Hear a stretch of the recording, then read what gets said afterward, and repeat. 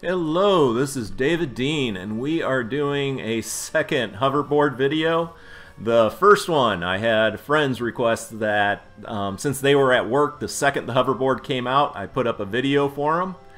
And unfortunately, having the first video out there meant that I was kind of uneducated on how the board worked, and mainly on fall damage.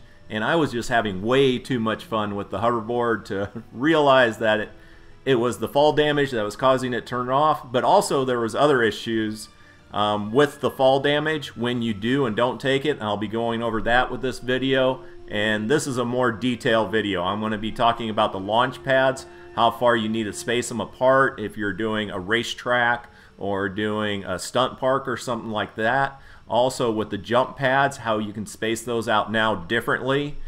They work much different with the hoverboard than they do with a normal character. But yeah, you can drop 2 tiles and take no damage and you're all good to go. And if you're in Twine Peak Storm Shield Defense, the hoverboard is fast enough to go through a lava ball area without getting hit, but if somebody is behind you on a racetrack or something, there's a really good chance they're going to get hit by the lava ball. But I just wanted to show you on the launch pads. Hopefully I can nail this. One launch pad to another launch pad to another launch pad. Boom! And I got it. Alright, but the numbers on that. If the first launch pad is the number 1 tile, it launches you to the number 10 tile, to the number 24 tile, to the number 42 tile. And on these, just going to run up here to show you. Doing testing, it's not an exact science. So if I had put the jump pad over here on this tile, it still would have worked. And even if I go back, the other half of this tile, it still would have worked. But those are the rough numbers from the first to the 10th launch pad. It shot me 9 tiles.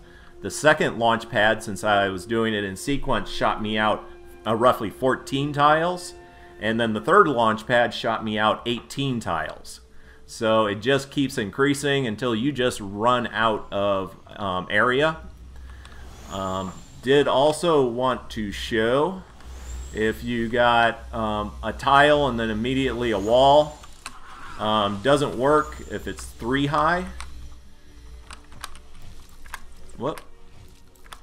But it does work if it's 2. Come on, come on, come on.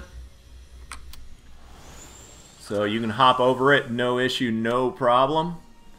And then I wanted to show on the jump pads. I've been having fun with the jump pads. What's going on here? All right. These will take you 3 tiles up, 3 tiles out. And I will show you how I work that into hopefully my future danger racetrack that I'm building, where you're going through lava and lava balls and all kinds of good stuff.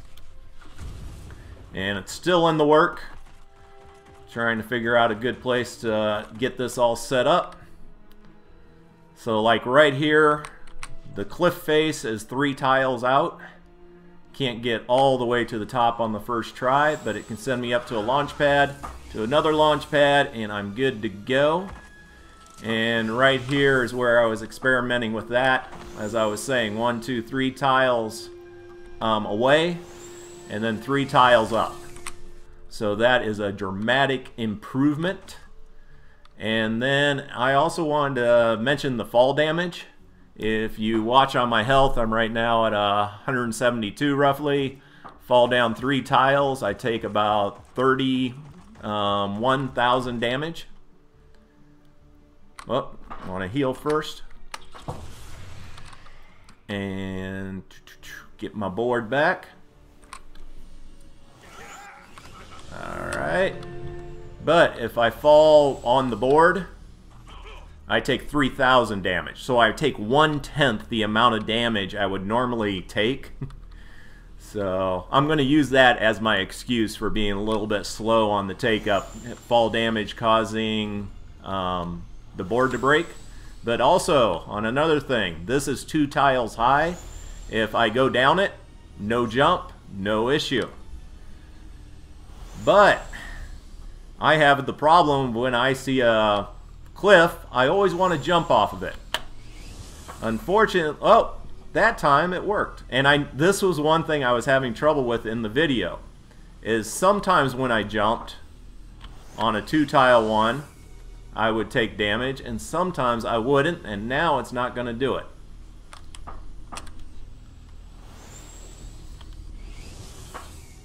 There.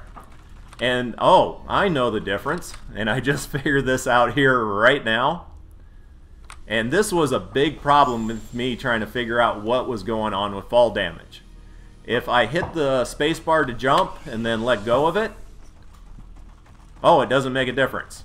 So sometimes when you do the jump, you will take damage off of 2 tiles. Sometimes when you do the jump, you will not take damage.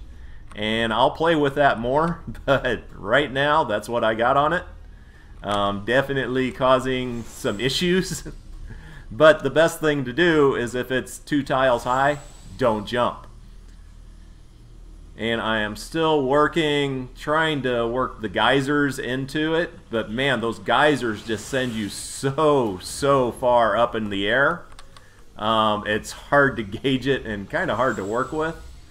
But this, doing amazing fun with like jumps over the lava pit like this, straight into the tunnel with no issue or problems. But I've been having amazing fun just trying to learn the ins and outs of the board and redesigning my Storm Shield defense bases for getting around. Nobody in the game probably enjoys the hoverboard more than the constructors because they were so slow at getting around everywhere. And now, like, because my #1 thing when I went into a zone that had an objective that had to be defended, while everybody went off gathering or trying to do whatever they were doing, I would search the zone to try to find the objective so that I could start building right away and get that going. And that took so long to do, a lot of the times constantly being attacked when all I'm trying to do is find the objective. And now I can find the objective, at most in 2 or 3 minutes and not have to take any damage for mobs. One thing, as stated, if you take damage on a hoverboard, it stops working. You can fly by all the mobs and they really don't have time to attack or do anything except for the beehives. The beehives are up and going, so be careful you do not get too close to those mobs because they will stop you dead in your tracks. And that is all I really wanted to go over. I just wanted to get out the mechanics for the launch pads because I know I've been redoing them in my zone for the hoverboard, or I'll have 2 different like jump pads. One jump pad for me up close to the wall, and now I'll be putting a jump pad 3 tiles out from the jump for my hoverboard so that I can work it either way. But that is it. Ask all the questions you want and go ahead and keep ribbing me about how slow I was on the uptake for the fall damage. And I'm going to try to figure out what it is on the 2 tile. Oh, the other thing, which actually is a big thing in missions. Before, if you were a ninja, you could double jump over a 1 tile area. If you were a outlander, you could do your phase shift. But the soldiers and constructors either had to build something or run around.